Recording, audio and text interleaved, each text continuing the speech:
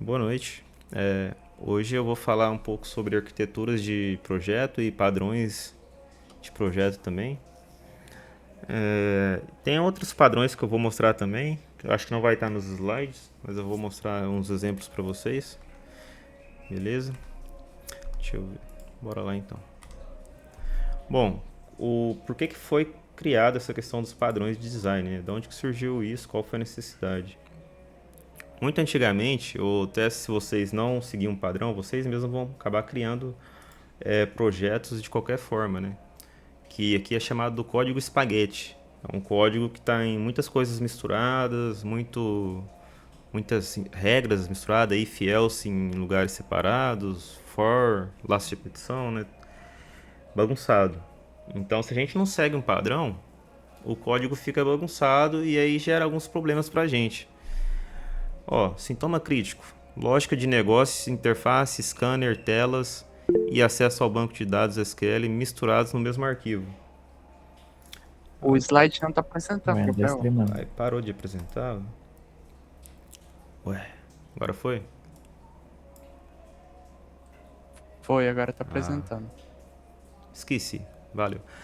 Bom, então isso é um problema, né? O questão do código misturado, que até foi os primeiros códigos que a gente fez, né? O scanner tava lá na main, tava tudo na main. Scanner, acesso ao banco, código, comando SQL, tudo junto ali. E aí isso é muito ruim. Consequências: autoacoplamento, que torna o sistema frágil. Testes automatizados tornam-se impossíveis de implementar. Isso aqui a gente vai ver mais pra frente um exemplo, né?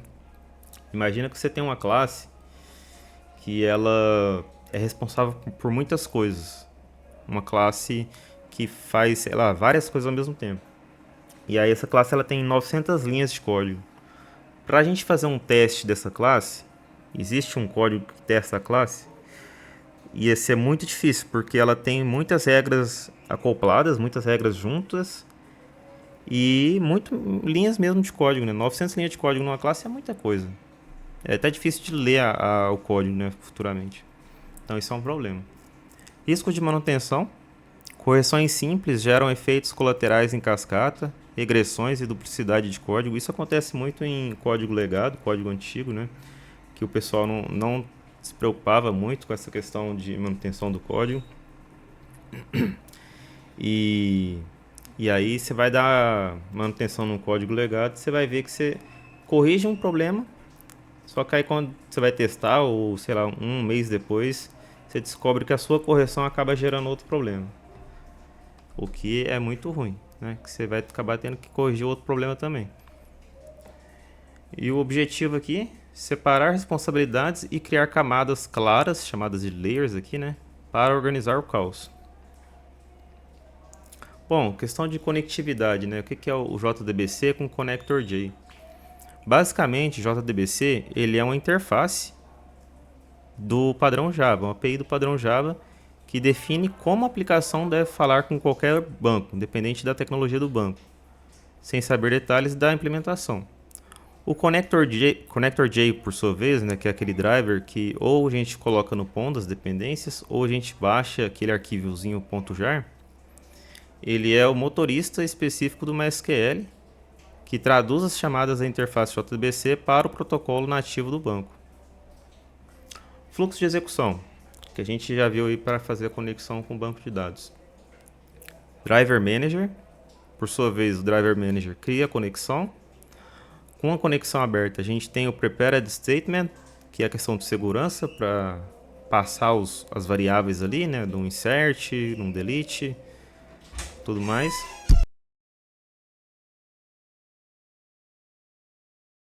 E tem o Result Set, que é o que busca os dados, né?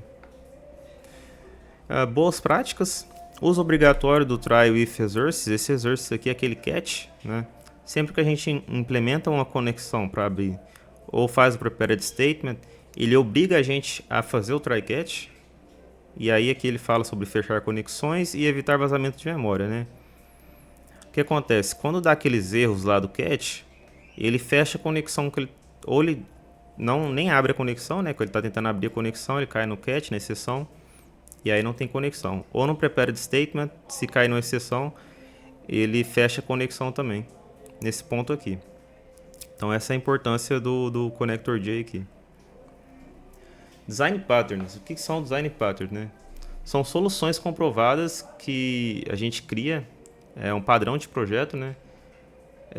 Tem respostas genéricas e testadas pelo mercado, que já é consolidado no mercado, para resolver problemas que se repetem no desenvolvimento, né?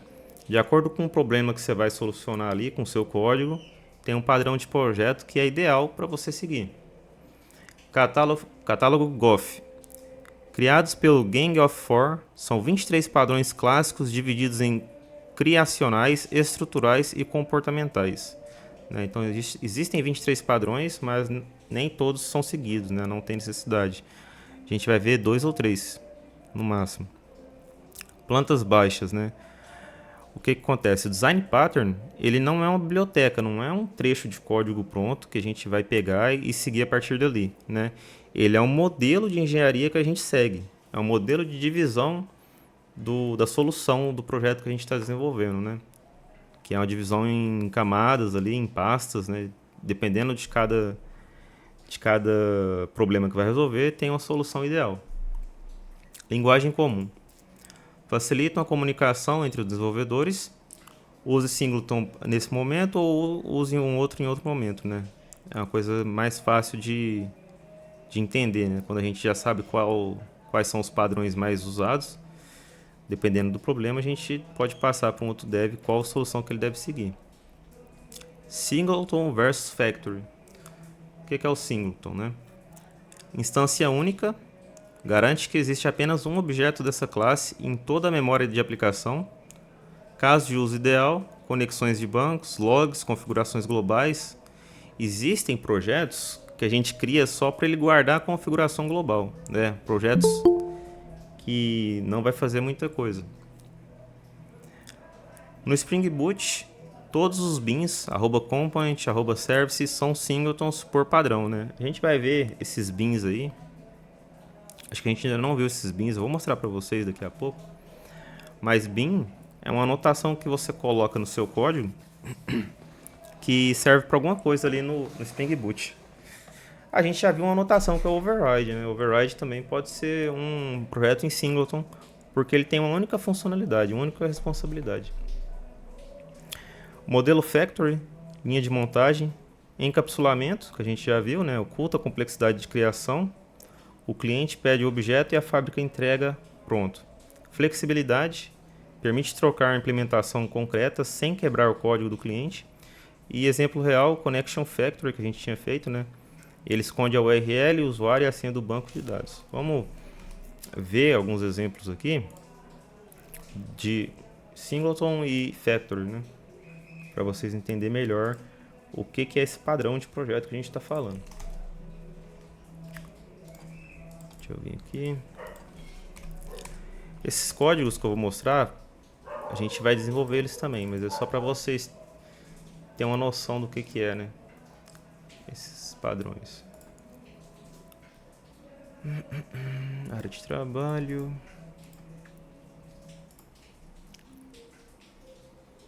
Trust, beleza.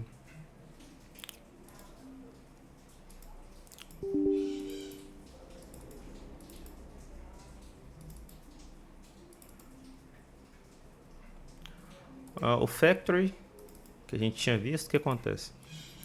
O factory aqui, ele tem uma interface, uma classe que ela é uma interface.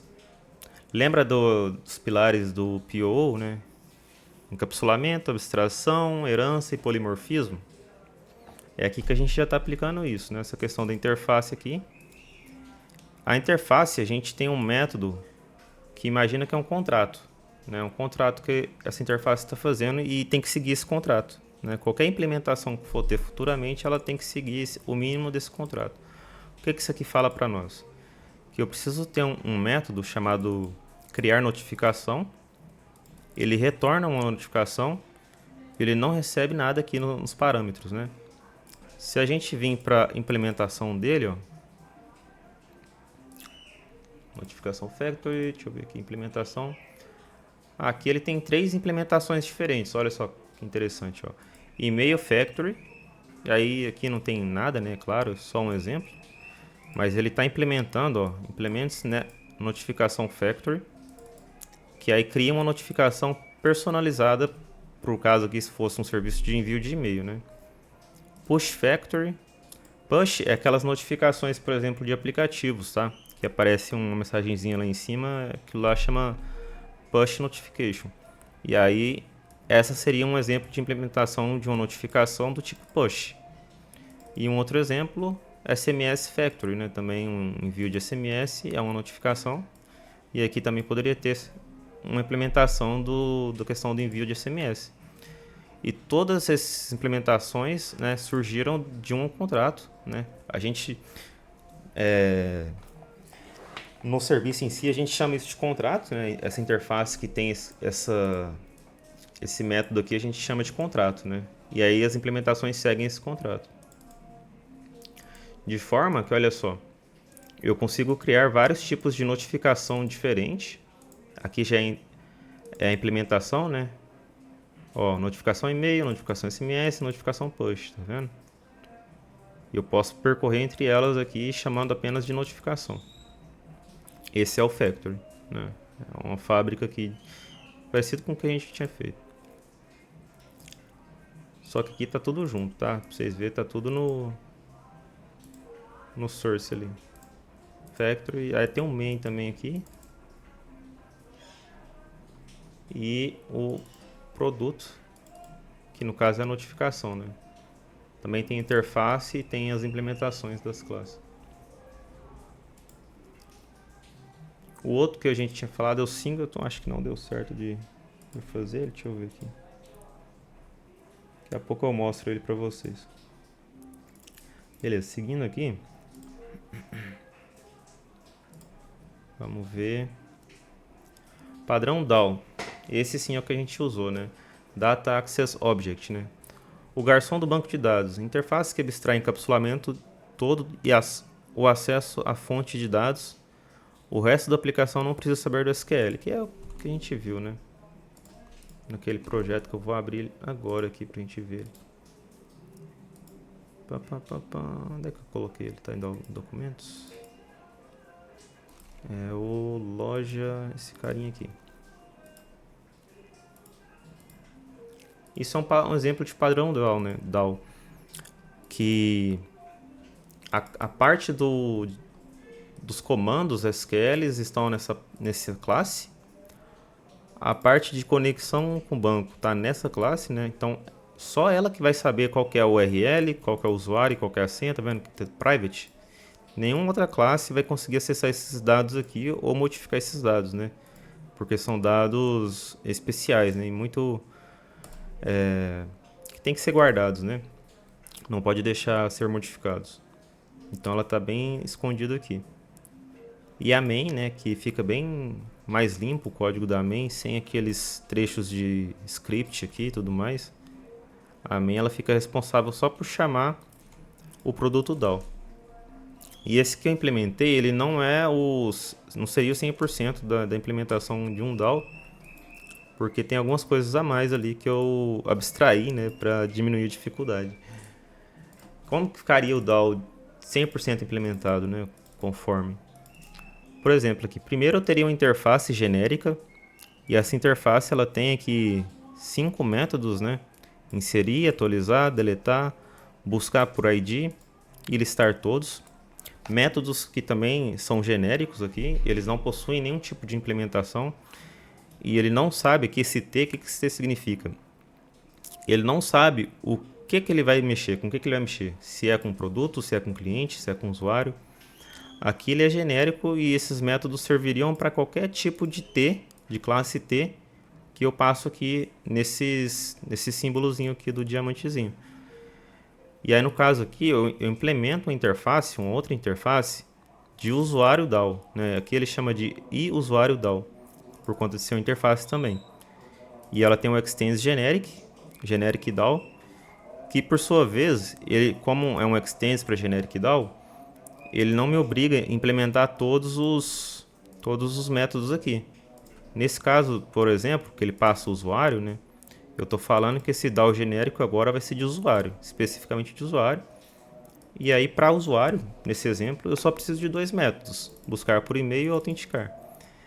E aí, por fim, a gente chega na classe de fato que vai implementar o usuário DAO. E aí tem aquele override, né? Que é a questão da herança. Da herança e do polimorfismo também. Que aí eu posso implementar, por exemplo, um cliente DAO ou um aluno DAO, produto DAO. Tanto a interface que tem o extends para generic DAO, quanto a própria classe que vai implementar os métodos aqui, ó, inserir, atualizar. Na verdade ali, só ratificando, esses dois métodos aqui eu acho que ele criou a mais, além do que já tem no generic DAO aqui, ó. Vamos conferir.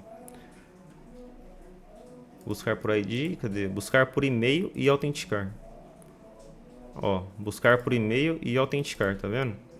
Então o que acontece? A implementação final, ela consegue puxar tanto os métodos do generic DAO quanto os métodos do usuário DAO, entendeu? Isso para o usuário. Aí eu poderia criar, por exemplo, cliente, negócio e todos os outros. A conexão, né, igual eu tinha mostrado no outro exemplo, a classe que faz a conexão com o banco, ela fica aqui escondida. A classe principal, que faz a inserção de dados e tudo mais, que ela só precisa saber do usuário DAO, né, nesse caso aqui. Eu não preciso saber de conexão com o banco, não preciso saber de comando SQL aqui, nada disso. Só faço inserção de dados, ou leitura e tudo mais. O model aqui é aquela questão da classe que representa a tabela do banco, né? É uma classe que tem todas as tabelas, todas as colunas que tem a tabela do banco, aqui nesse caso, usuário. Certo. Por que o DAO é interessante, né? Responsabilidade exclusiva aqui, ó. Única camada do projeto autorizada a importar pacotes JavaSQL e executar comandos de insert, update e select, né? Que é o cara aqui, ó. É o outro, quer dizer, esse cara aqui, que executa. Aqui ele está importando tudo, ó, tudo que é de SQL, mas não precisava ser tudo não, quer ver? Eu vou apagar esse código. SQL exception. Talvez seja, porque é muitos, né? Uma coisa que eu vou mostrar pra vocês aqui, deixa eu ver se isso vai dar certo. O que acontece? Foi uma questão de... foi, mas ele já mudou pra tudo. Isso aqui é a configuração do IntelliJ. Ele acaba, a partir de um certo número de imports da mesma base aqui, SQL, ele coloca o asterisco e importa tudo, tá vendo? Ó, aqui era 1, 2, 3, 4, era 4. Quando eu coloco o quinto, ó, ele importa tudo. Isso é um problema porque, olha só, a biblioteca aqui JavaSQL, olha o tanto de coisa que ela tem, tá vendo? Ele está importando tudo, só que eu só preciso de 5. Isso num projeto grande, o que acontece? Um projeto, imagina aí de, sei lá, ao todo tem 20 mil linhas de código. Um projeto que faz muitas coisas. Claro, organizado, separado e tudo mais. Muitos imports sem necessidade acaba deixando a aplicação um pouco lenta, né? Uma vez que se você também elevar o fato de que pode ter 100 mil usuários ou, sei lá, 50 mil usuários simultâneos, então imports desnecessários deixa a aplicação um pouco lenta. E isso aqui nesse caso é o IntelliJ que faz, mas existe também outras ferramentas que verificam imports não utilizados e tiram e remove ele, tá? Que aí já é uma coisa bem mais avançada. Tá, depois eu mostro pra vocês como é que tira essa questão de, a partir de 5 import, ele colocar o asterisco, pra ele não ficar importando tudo sem necessidade. Bom, exemplo do DAO eu já mostrei pra vocês ali, né? O sistema principal é o main, aqui ele pode chamar de controller também, que é referente a um outro padrão de projeto. O main nunca acessa o banco de dados diretamente, né? Ele sempre passa pelo DAO, e aí o DAO abre a conexão, nem mesmo a classe DAO, ela acessa o banco diretamente, né? Ela usa uma outra classe, que aí sim essa outra classe cria conexão com o banco. Padrão MVC, é um dos padrões que é bem usado também. Ele é dividido, né, em 3 partes aqui, né? M é de model, representa os dados e a lógica de negócio pura. São as classes de entidades, né? Por exemplo, produto, cliente. São as classes que representam a tabela do banco, de forma simples. View é uma interface com o usuário. Pode ser um scanner no console, uma página HTML ou um JSON de resposta. Só exibe os dados, né? E, por fim, é controller, né? MV e C de controller, que é o maestro que recebe as requisições da view, chama o model/service para processar e devolve a resposta e dita o fluxo também. Vamos ver aqui um exemplo desse MVC.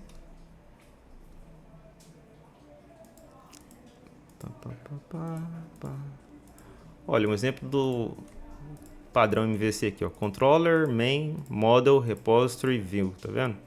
Tem uma coisinha a mais que é o repository. O que acontece? Essa repository, né? É repositório, a tradução. Vamos ver o que ele faz, olha.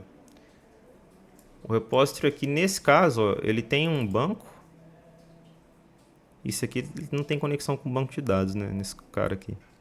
Mas ele tem os métodos aqui, salvar, atualizar, deletar, é só exemplo teórico, né? Não seria um exemplo muito prático. Buscar por ID e listar todos. Mas vamos ver a controller. Ó, a controller, ela chama a view. E aí, por exemplo, ó, view.exibir título, né? E aí ele passa aqui, cadastro de produto. Se a gente ir até a view, cadastro de produto, olha, exibir produto, aí tem impressãozinha aqui. Cadê o cadastro de produto? Cadastro? Não, né? Não, né? Exibir título. Exibir título é esse método aqui, ó. Ele passa o título da controller, ele passa aqui, e aqui que ele recebe e imprime o título, tá vendo? A controller ela não imprime o título direto, ela passa pela view antes. O model aqui é o mesmo model do outro, né? Que tem aqui do DAO. Ele só representa a tabela do banco. E é isso, né? Basicamente, o que deve ser observado aqui não é nem tanto código, mas sim como que é estruturado aqui as pastas, tá? Essa é a questão principal aqui desses padrões. Vantagens: dividir para conquistar. A tela não salva, o banco não imprime, facilita testes, manutenção e trabalho em equipe. Solid, isso aqui já é uma outra questão muito interessante que é bom vocês entenderem. Não é um padrão de design, né? O padrão de design foi o que a gente viu ali até agora.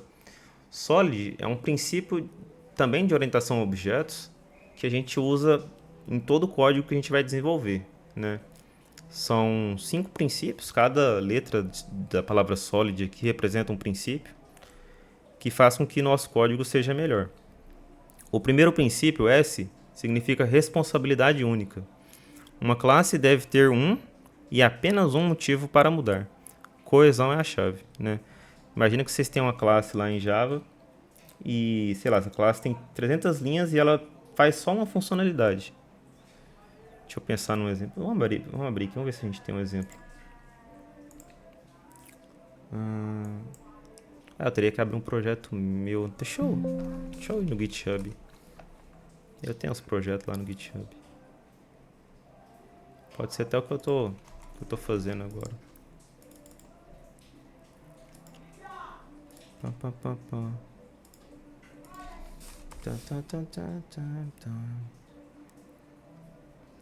Vamos ver esse aqui. Backend.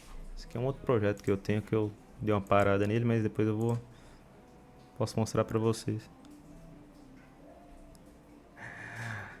Service aqui, a camada service, por exemplo, ó, eu tenho auth service que só mexe com autenticação, category service que só mexe com a questão de categorias, né?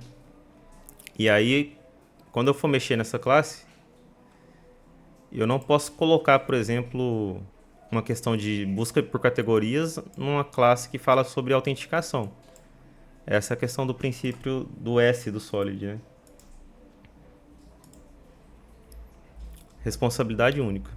O acho que significa open, né? É aberto barra fechado. Aberto para extensão, novas features, mas fechado para modificação, código antigo, né? Se o código está pronto e está funcionando, não tem muito sentido você alterar o código que já está funcionando. A não ser que você vai implementar alguma coisa nova naquela classe. Esse é o princípio do O. S, substituição de Liskov. Subclasses devem ser substituíveis por suas classes base sem quebrar o sistema, né? Subclasse e classe base é a questão da interface e da implementação da interface, né? A subclasse seria uma implementação e a classe base seria uma interface ali que tem o contrato, né? Segregação de interfaces, né? Muitas interfaces específicas são melhores que uma única interface geral e gigante, né? É outra questão que a gente pode ver aqui nesse código. Ó. Essa interface ela só trata de coisas relacionadas à autenticação, como por exemplo, login, registrar, mudar a senha, forget password, resetar a senha. Isso aqui já talvez não precisava dar aqui, ó, verificar e-mail, né? Talvez tenha relação, mas eu acho não tanto, né? Logout e build reset password deep link. Isso aqui é outra coisa. Então essa classe de alpha aqui, se a gente olhar agora de categoria, a categoria só faz coisas relacionadas à categoria, olha só. Busca todas as categorias, busca uma categoria por ID, busca pela slug, que é um dado de uma categoria, cria a categoria, tá vendo? Eu não posso pegar aqui e juntar tudo referente a criar categoria junto de auth service aqui dessa interface, que aí ficaria muito estranho. E aí a interface poderia ficar muito grande de autenticação. Então é por isso que a gente separa. Olha só aqui no meu caso, aqui nesse projeto. Ele tem muitas interfaces, ó. Tudo isso aqui é interface. Cada interface tem uma responsabilidade específica e tem uma implementação específica para a interface. Então essa é a ideia do I, né? Segregação de interface. E por fim o D, inversão de dependência. Dependa de abstrações, que são as interfaces, né? Não de implementações concretas de classes, né? Isso aqui também é uma coisa que é muito importante, né? Por exemplo aqui, quando eu vou chamar uma service, eu não chamo a implementação da service, eu chamo a interface. Isso é uma coisa interessante que o Java permite a gente fazer, né? Como, por exemplo, eu tenho o auth service e eu tenho a implementação aqui, ó. Se eu abrir aqui, ó, eu tenho o método, né, a classe auth service implement, que tem o implements para auth service, tem os override e tudo mais. Tem outras anotações que vocês vão ver depois. Mas o que é o negócio aqui para vocês gravar? Essa questão do D. Quando eu venho na controller, do auth controller, né? Tá vendo que segue o mesmo padrão até de nomenclatura? Auth controller, auth service, auth service implementation. Deve ter um auth repository lá embaixo também. Tudo segue esse padrãozinho. Olha só. Quando eu chamo service, eu não chamo auth service implement. Eu chamo a interface. E aí o Java com Spring Boot por trás, ele fica com a responsabilidade de pegar a implementação, entendeu? Ele fica com a responsabilidade de fazer todo o processamento. Então eu passo pela interface de forma que se eu tiver uma outra implementação, eu posso tirar a implementação antiga e usar a nova implementação, sem quebrar o contrato da interface. Certo? Esses foram então os 5 princípios aqui do Solid, né? Acho que por hoje é isso, já é 9h43. Na próxima aula a gente continua falando sobre algumas coisas, como por exemplo, metodologias ágeis, o que são, né? Da onde vão, para onde vem, como que ela é usada no dia a dia. Tem alguns tipos de metodologias, né? Tem o TDD, que significa Test Driven Development. Tem o BDD também, que é... BDD, eu esqueci o que significa. BDD é Driven Development também. Behavior Driven Development, que é desenvolvimento orientado ao comportamento. E tem o DDD, que é Domain Driven Design, né? São coisas relacionadas a metodologias ágeis. É outra coisa que a gente vê no dia a dia do trabalho, mas não tem a ver muito direto com código, tá? mas tem relação com outras coisas. Só uma coisinha para eu passar para vocês antes, sobre padrões também, que a gente hoje está vendo sobre padrões. No Java e no geral, em programação no geral, por exemplo, nomes de classes, elas sempre começam com uma letra maiúscula, tá vendo? E aí a próxima palavra também começa com letra maiúscula, né? Deixa eu só ver qual que é o nome desse padrão que eu esqueci. É o único que eu não lembro muito. Acho que é Camel Case. Quase. Pascal Case. O Camel Case, quase sim. O Camel Case a gente também usa, só que sem nem perceber. Aqui, por exemplo, aqui, ó. Nos métodos, né, nos códigos dentro da classe, a gente usa o Camel Case. Por exemplo, get nome. Tá vendo que a primeira letra do get aqui ficou minúscula e aí a próxima palavra começa com letra maiúscula? Isso é o Camel Case, né? A primeira letra da palavra minúscula, a próxima palavra começa com letra maiúscula. E por fim, SQL, comandos SQL no geral relacionados a banco de dados, a gente usa o Snake Case. Vou mostrar para vocês aqui.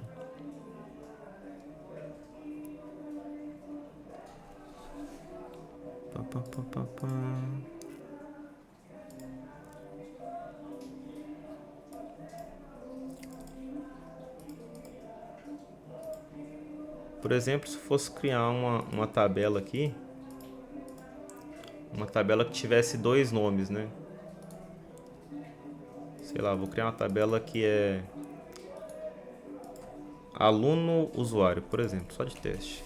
Aluno underscore usuário. Opa, o usuário. O underline aqui, né? Esse aqui é o Snake Case, tá? Então é isso. Ó, eu tava pegando aqui dessa colinha aqui, depois eu vou mandar para vocês esse print. Camel Case é para código dentro da classe. Pascal Case é nome da classe. E Snake Case é SQL, criação de tabelas e colunas também, nomes disso, né? Certo? Alguma dúvida? Alguém quer perguntar alguma coisa?